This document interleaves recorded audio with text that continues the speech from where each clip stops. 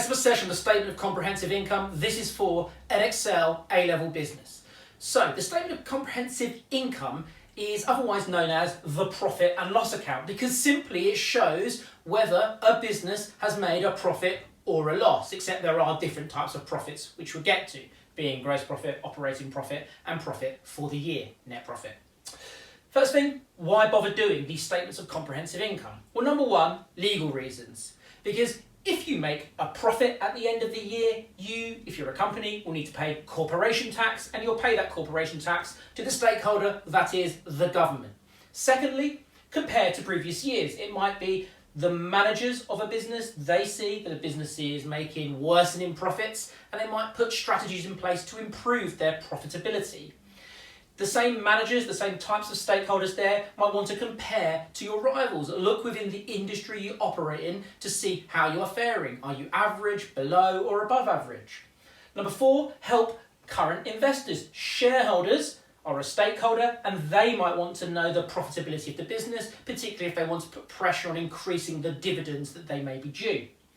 Number five, it might be that you do a statement of comprehensive income and that would encourage new investors. Potential investors would look at the profitability of a business, maybe they look and see that over time it has increased and that excites them and they will become shareholders as a result of potentially investing in a company because they are happy with what they're seeing in terms of improving profitability.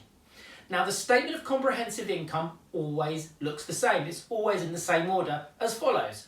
So this is for 2023, that's the year, for this fictitious business that is Sesh Hats. And you can see there it says pounds dash 000, that means thousands. But watch out, it might come as an M and that would mean millions. So just watch out for that, always catch that because you might chuck away a mark if you don't look there. So, always in the same order of sales revenue, cost of sales, gross profit, operating expenses, operating profit, interest, and profit for the year or net profit. Always in that same order. Let's go through it in a bit more detail. So at the top, you're going to see sales revenue. Now, sales revenue, otherwise known as revenue or turnover, is simply price times quantity for each and every product that you have, and the sum of all of that. Now, for this business, we've said that it's 200, that's £200,000. And that's the sales revenue. That's how much they've taken in a year. The next thing we need to start doing is taking away the costs. So the first type of costs we take away are the direct costs, the cost of sales. So the costs directly attributed to the product. For example, with a hat, it would be materials to make the hat.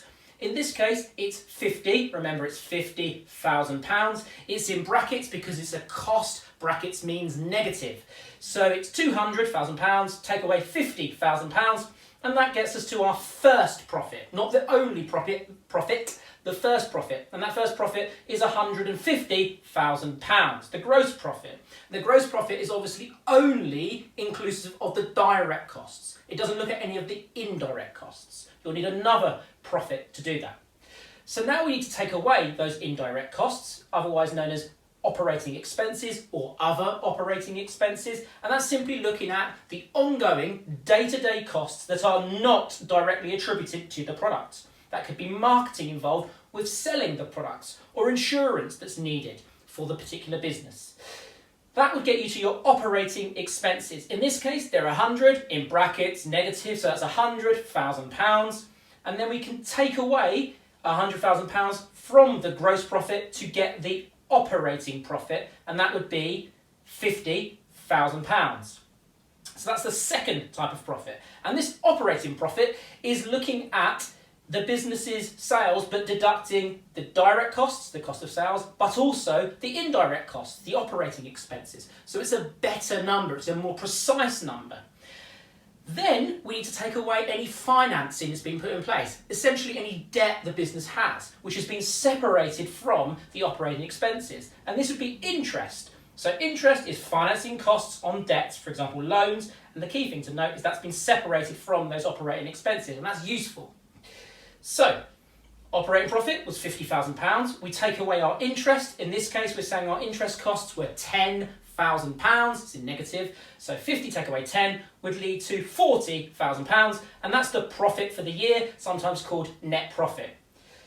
So Profit for the year is the final type of profit you will find on the statement of comprehensive income. It's sometimes referred to as the bottom line because it is the bottom line.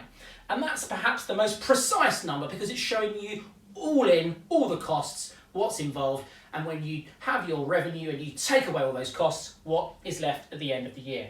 So that's the statement of comprehensive income. Now let's look at some analysis tips for this. So the first thing to look at is the cost of sales. You see it there. The cost of sales increasing is not always a bad thing.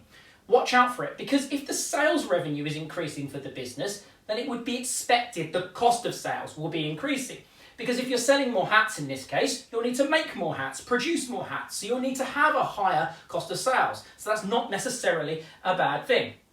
Next thing to think about is reducing your cost of sales. That's there again. It might be that the strategy that's put in place is you, as a business, as a management, you look to reduce your cost of sales by finding a cheaper supplier. You find that cheaper supplier, but you might want to play off the fact that it could worsen the quality of the business, and that would lead to a lowering sales revenue, so it may not work. Something to consider there. Another way maybe you could reduce your cost of sales is by looking to take on purchasing economies of scale to get a lower average cost per unit. Number 3 is increasing marketing. It might be the business decides to take on more indirect costs. Increasing marketing, that would be operating expenses, and you're doing that obviously to increase your revenue. So if you increase your marketing, you will increase your operating expenses, but it might lead to a greater gain in your sales revenue because that marketing has turned into higher sales, which could be overall a good thing. Number 4, operating profit. Operating profit, as I said before, that will exclude the debts, and profit for the year will include the debts, as in the debt financing costs from those interest costs there. Important thing to recognise there. And number 5 is the statement of comprehensive income will allow you to do ratio analysis. More details on ratio analysis, the card is right there now. I hope that helps. See you at the next sesh.